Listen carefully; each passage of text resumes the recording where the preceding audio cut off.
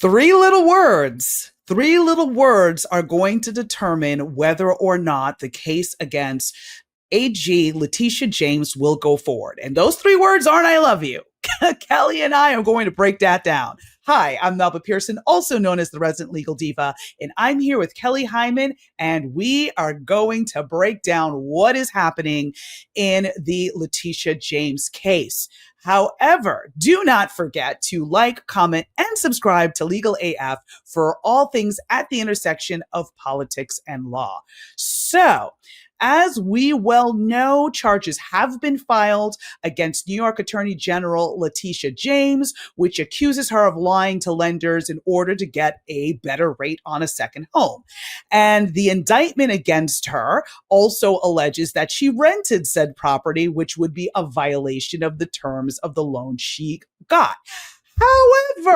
However, as all good attorneys know, the devil is in the details. And the detail includes a second home rider.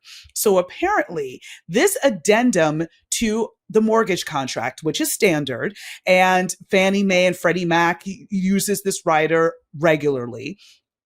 It basically requires the lender to maintain exclusive control over the occupancy of the property, including short-term rentals. So the whole jam behind this is to make sure that the second home, and how it's being used, is it being used as an investment property? And if so, who is in charge of it? Is it some nameless corporation management company, or is it an actual human being? And so they were trying to dissuade bigger corporations from kind of getting into this game and getting better rates and basically, making more money on top of money versus the average person who just may want to rent out their second home in between vacations or whatever the case may be. But the three little words are including short-term rentals, meaning Letitia James, the AG of the great state of New York, was explicitly allowed to rent the place out periodically as long as she stayed in charge of it. So, Kelly, thoughts? Woof! Short-term rentals. What exactly does that mean?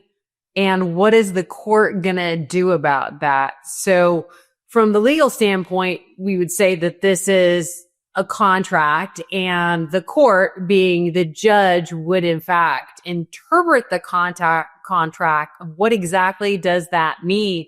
And if so, was in fact she violating the agreement, or was she able to rent out the place? And therefore, what does that have to do with this case? Well, could potentially make the case go away. What are your thoughts? Oh, I think it's a wrap, because as soon as the judge sees that, first, where's the prima facie case, right? Because if the whole case hinges on the fact that she was not allowed to rent out this place because, she didn't disclose it to the lender, whatever the case may be, and now there's clear evidence per the same contract that was used for the indictment that says she's allowed to rent it out as long as she maintains control over it, there's no case. Like that's the end of it. The judge should dismiss it. And, not only to mention that, if you dig a little deeper, there hasn't really been any record of rental payments. So even if the allegation is she rented out that home, well, where's the rent money? So it still goes back to point A, that this is a politically motivated stunt and not based on any actual crime or evidence that's been uncovered. And it was just Lindsay Halligan, who is the interim U.S. attorney, in Virginia, who brought this case forward, is just answering to her higher power, the president, versus actually exercising prosecutorial independence, looking at the facts, looking at the evidence, and understanding why the U.S. attorney right before her was like, no, I'm not going to file charges because there's no charges to file here. So the counter argument to that would be that Miss James received a benefit from the interest rate based on the fact of how the property was in fact presented. And so that would be the argument that, in fact, she did receive a benefit. Another potential argument from the prosecution standpoint would be, okay, if it allows short-term rental, but what exactly is a short-term rental? And is a short-term rental 1 or 2 months? And would argue potentially that it doesn't qualify for a short-term rental based upon the facts or circumstances that someone's been in there longer or whatever the definition of a short-term rental would be. I could see them, and I'm sure they probably would make additional arguments as well. But those are the first two that come to my mind about arguments that they would make to counter that if in fact the court determines, yes, this does apply. And in fact, short-term rentals, what exactly does that mean? Well, it's interesting that in the indictment, Halligan has alleged that A.G. James used the house as a rental investment property, renting the property to a family of 3. But that would be permissible, at least how I'm reading what the second home rider provisions are. So basically it says that as long as you maintain exclusive control over the occupancy of the property, including short-term rentals, then you're fine.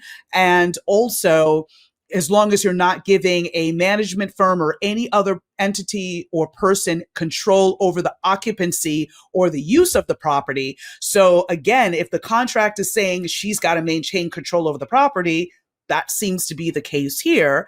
And they also have not seen to bring or at least point to any kind of rental agreement. I think they only found based on A.G. James's 2020 tax return, there was $1,350 in rental income, which was paid to allegedly cover the cost of utilities.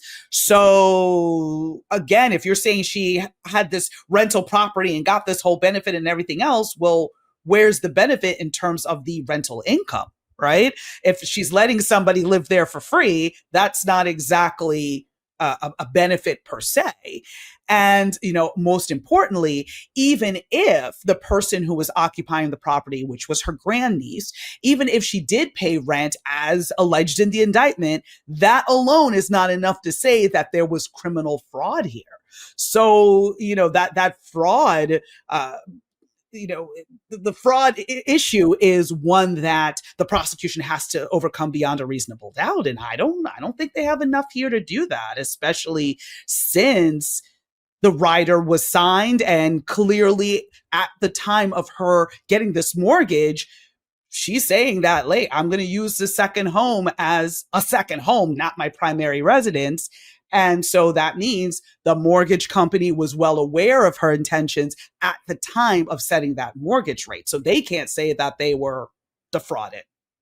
I mean, it'd be interesting to see if there's another part of the agreement is because the documents are numerous pages that potentially could contradict that statement about the short-term rentals or something where the prosecution would hang their hat on, so to speak, to say, okay, even though this says short-term rentals, there's another part of the agreement that lays out another position to help substantiate their case as well. But going to your point about the high bar, it's important to remember that there has to be intent. And what that means is that Miss James must have that specific intent to defraud. And so I think that that's really important to think that that's a pretty high burden, because the harm of just bringing cases where, in fact, there isn't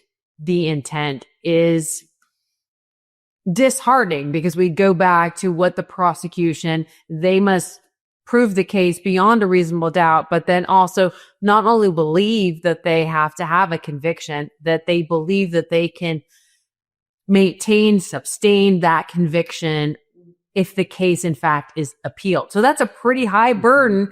And with specific intent, I wonder what exactly are they going to have to prove that Miss James had the specific intent for fraud. And that's where I think they're going to get stuck like Chuck, because the reality is, if the contract says, because it's all in the four corners of the contract, that is the beginning, middle, and end of the evidence. What is in the contract and what did she do? If she governed herself according to the contract, which was, hey, as long as you maintain control, whoever stays up in the house, no biggie, and that's what she did, then there's no case to be found there. Now, again, if there was some other shady something, she had an offshore account, something, okay, well, bring the evidence. Let's see what you got. But again, in noting that the previous U.S. attorney basically got fired as a result of not bringing charges because he didn't see the evidence, and other folks in the office were like, there's not enough evidence here. That's telling me, Ms. Halligan, you're not going to have a good day in court. Not at all. No, ma'am. Mm-mm. But that's my humble opinion. Kelly, you get the last word.